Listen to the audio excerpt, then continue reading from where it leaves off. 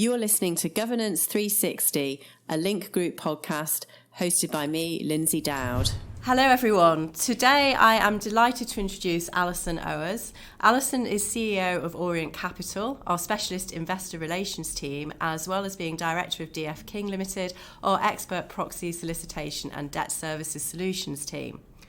Alison this morning was presenting at a Governance Thought Leadership event here at Link about the new ESG report which OC's recently launched. So I was going to actually kick off, Alison. Could you just give us a brief overview of an explanation of the reason why you put the report into practice? Yeah, of course. I think behind the scenes we tend to put out at least one or two thought leadership pieces of work a year within our OC and DF King efforts and the team behind that. And one of the things that have been coming closer and closer together and felt like a real convergence of themes for us was ESG. And for those people who are new to what that actually means and kind of need a bit of an understanding of that, it's the environmental, social and governance factors that are affecting companies and how people are trying to quantify that these days. So I think certainly with what we were trying to do with this piece of research that we're very proud of, we're kind of about to sort of release the baby that is the research and launch it very officially, is that we felt that it was a theme that we couldn't ignore. We felt that it was coming up on a lot of the work we're doing within Orient Capital and touching on the DF King work as well. And so it felt like we needed to explore this a bit further to try and give people a better understanding of perhaps a need-to-know guide of what they could be doing practically to understand some of the stuff around that. Fantastic. As you say, it's certainly the buzz phrase at the moment, isn't it? We're seeing a lot of the institutions commenting in detail on what they're expecting companies to provide. So what did you find when you were speaking to companies as part of the research? What were the key findings? Yeah, I sort of stepped back slightly. So actually the research and how we did it was that we went away and we interviewed and surveyed over 100 investor relations practitioners, company secretaries, head of comms, CFOs. We initially were starting our research thinking that we were going to tackle it from a kind of UK and European perspective. Our interaction is that we do a lot in Asia and we do a lot in Australia, so it felt very natural to include that audience as part of this. And certainly the weekly roundups I have with my counterparts in the other parts of the world around it, absolutely this was a theme that we were going to have to make more global and broaden out. When we were working our way through the research and coming on to the findings of it, it became very obvious that actually it needed to be supplemented with some expert views, so that's what we've also got running through the report itself. I think for me and the team that put the report together, there's certainly some key themes that are coming out of the research, and we subdivided it really into the importance of ESG for a particular company, ESG considerations, the company itself and how they're approaching ESG, and actually how that formulates into how seriously they're taking it. So I think there are certainly a reader of the report itself would see that there are 4 pickups, and then ultimately how you can put that into best practice. So I can run through those themes if that's useful. Yes, please. I think it would also be great to hear any differences that you mentioned, surveying companies from different parts of the globe. And I think it would be also interesting to hear how different regions are actually approaching the issue. So thinking about those themes and the pickup of those themes, your company and ESG was a big one for us. The people we surveyed, 87% of them were in roles that connect through to the ESG piece. They were predominantly investor relations, as we mentioned at the start. Equally, they weren't alone doing that role. I think one of the things that came out of the event we ran this morning was the word collaboration for me. So it was very much that it might be IR with COSEC, IR with comms, IR with the board to a certain extent, IR with CSR, IR with head of sustainability. So I think the very fact that ESG weaves into a number of different environments within a company is important, and that came through loud and clear. The other one in relation to the company itself is that we certainly noticed 64% of the people we interviewed as part of this saying that they had and they had seen either a significant to a medium change in their role in the last 3 years, which actually speaks of volumes of how ESG is much more mainstream than it was. It's much more prominent in people's minds.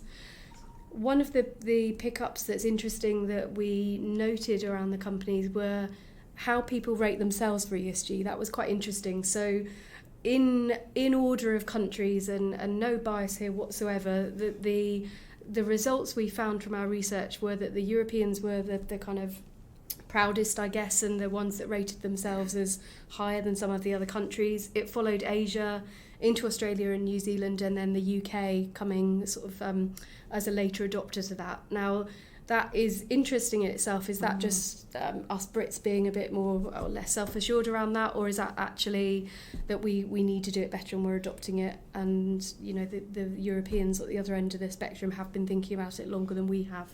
So that was quite an interesting. Yeah, I think not necessarily what I'd have expected. No, actually. and which came out of the event this morning actually.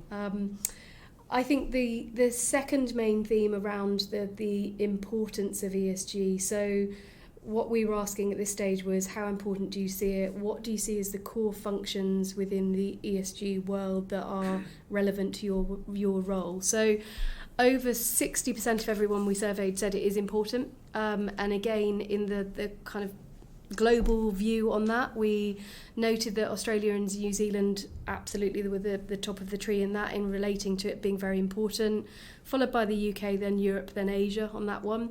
And perhaps one of the highlights on that is that with some of the maybe more extractive, environmentally challenged sectors that Australia have traditionally seen, that's why perhaps they've been ahead of the curve for longer.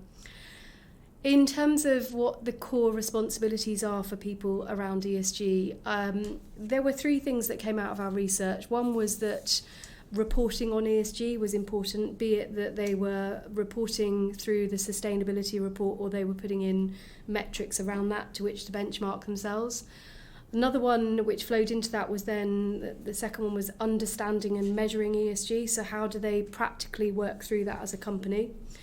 And the third one, which again some of our panel speakers today were kind of surprised by, was that the lowest one that people were finding is the liaison with the agencies, which when we went through and interviewed some of our experts for this, there was a big degree of variation around what people see as less standardised. A lot of people were saying to us this should be standardised, there should be metrics that work across if not, industries and sectors to a certain extent. So perhaps we will see that. If we rerun this research in, the next year or so, perhaps we'll see an improvement in that people are going out and talking to agencies more to get their voice better heard, but also to get an appreciation and an understanding of what they're trying to do as a company. The third theme I think that is probably worth exploring and talking a little bit about is about ESG considerations. So we asked everyone we surveyed, do you actually produce an ESG report or a sustainability report? 69% of those we surveyed do that, which was actually a wee bit lower than we thought it would be. For the people we surveyed, less than 50% of those in the UK said they do that. So we thought that was a surprising element, and actually challenged quite strongly by our audience today in the event we ran. So perhaps we had people who are very well aware of this watching the launch this morning. One of the suggestions that came out of that, which came through into this sort of summary piece around this, is if you haven't thought through that before, what should you do? And one of it was review yourself versus your peer and your sector. One of it, again, back to that theme I just mentioned, was proactively engage with your rating agencies. And another point around that was make sure you're expanding your annual report to think through an ESG section so that at least you're starting to cover it then. The fourth theme, and sort of to move through the kind of summary findings of the report really, was we asked people how seriously they're taking ESG, and there was a lot to this section of the report, so just some very key highlights. I think the one that kind of really made us sit up and take notice is that how seriously are your management taking this in relation to ESG versus long-term performance. So there was definitely a trend that, without a doubt, I think Australia and New Zealand felt like the highest, that their management was absolutely all over this. They were taking it very seriously. As that flowed into that being followed by Europe, and and then the UK, Asia are sort of last on the list for this one. Really, it was just about 40% of people who were saying that their management were looking at this in relation to REM. So again, if we rethink through this in the next year or so, I think my prediction would be quite different. And last but not least, we were asking people what their spend was on ESG, and there were variations. We had people not spending anything at the moment through to a few £1,000s, and that might be on additional services that support their understanding of it. We had a 6% of everyone we surveyed say, actually, we absolutely spend a consistent amount on this, and they were saying over £50,000. Now, that didn't pick up those people that were perhaps have ported in an ESG specialist sitting within their investor relations team, which tends to be a trend that we're seeing certainly within some sectors in the UK space.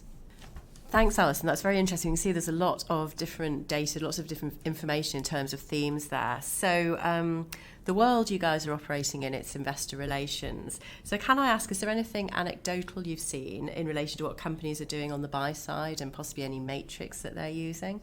Yeah, I think so. We certainly, from looking at this report, from supporting companies with perception studies, we knew that ESG was a theme that was hitting them in the face, that they were going out thinking about their investor meetings and finding that they were being challenged around being asked questions, sensible questions about what the company's ESG viewpoint was on certain things, but being expected to then think through the kind of metrics and how they were reporting that. So I would say for the investor relations professionals, most of the meetings that they will be thinking of going into, they're starting to get much more aware of having to answer these questions, thinking through how that they can ensure that their management team could also appropriately answer those questions, and even through to the point of embedding an ESG specialist into their investor relations team, so they're prepared for that and are dealing with the kind of the themes that may come out of that very definitely. Thank you. And final question before we just come on to where people can actually get hold of this report. Lots of different themes here, but if you had to pick one, what do you think is the crucial issue that boards should be focusing on at the moment? I think there's two. I think the two that if I looked at the E, it's climate change, and it's and we do have a very helpful. It's very jargon related, so we do have a very helpful glossary in the report that, if I'm throwing different pieces out at you, that will be helpful to look through that at the same time. So climate change, thinking through the disclosures that need to be made under TCFD, SASB, making sure that that is being addressed, and that's the feedback we're also hearing from the investor community of their expectations. Certainly seeing that from the State Streets and the Larry Fink being quite open about that's what the drive they're making. I think the second one would be board diversity and that theme that continues. So we've certainly in the UK seen a greater number of women sort of coming onto boards.